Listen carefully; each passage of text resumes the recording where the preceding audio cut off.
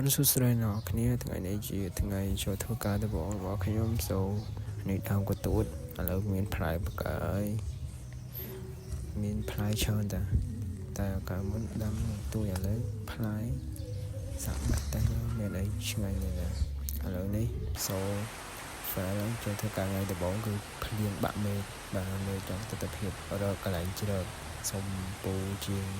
ទូតកកនេះមិនសិនតកគាត់ជ្រកសិនឥឡូវនេះផាសិនតយកទៅទិញឲ្យភ្លៀងសិន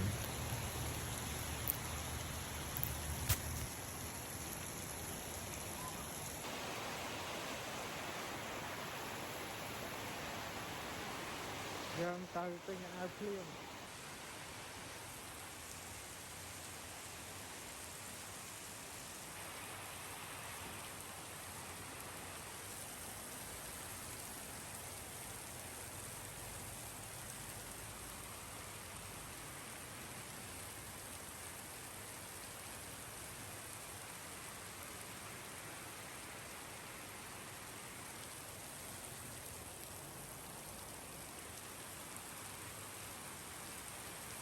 ម៉ែភ្លៀងចង់បាក់មេឃមើលទឹកទៅគឺលិចផ្លូវអស់ហើយ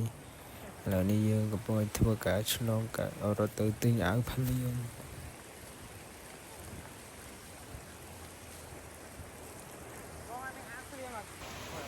ចប់ហើយទៅទិញអាវភ្លៀងតែគេអត់មានកង់ហើយគ្មានលុយក្រៅមួយរៀលមានតែ1000ចប់ស៊ីនមកទឹកមុខហ្នឹងហើយធ្វើរត់ឆ្លងទៅវិញទៀតអញយើមែនសាំហ្មងជីវិតអីក៏វេទនាដែរថ្ងៃធ្វើការដំបូងហង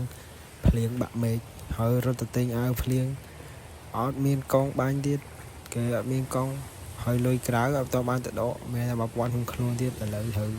ឆ្លងកាត់មកវិញមកដល់មានអីសើមជោងសើមខ្ទេចខ្ទាំគ្មានសេះសល់អីទេបាទជីវិតកម្មគ្មានលេខដាក់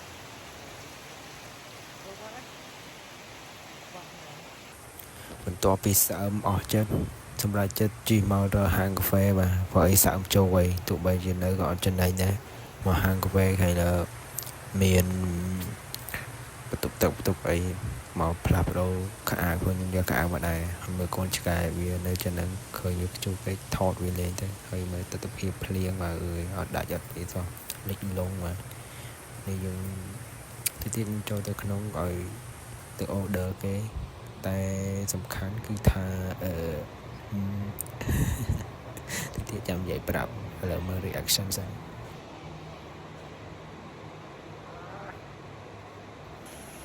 order កាហ្វេហើយ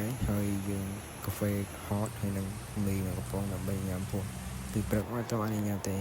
ហើយនេះឃើញខ្ញុំផ្លាស់ប្ដូរកៅអៅថ្មីដោយសារតែសូប៉ុន្តែហាងគាត់ហ្នឹងបន្ទប់ទឹកគាត់វាយធ្វើថ្មីតែអត់មានបន្ទប់ទឹកទេខ្ញុំនេះគៀងឡើយ fail គ្រប់យ៉ាងបណ្ដោយតែបានទៅផ្លាស់កៅអៅនៅកន្លែងអ៊ីចុងភៅកម្មបណ្ដោយទៅហាងកាហ្វេអត់បន្ទប់ទឹក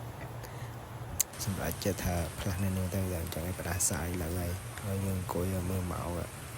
គឺចិត្តពី10លើហើយតន់ដាច់គ្រាប់ភ្លៀងទេ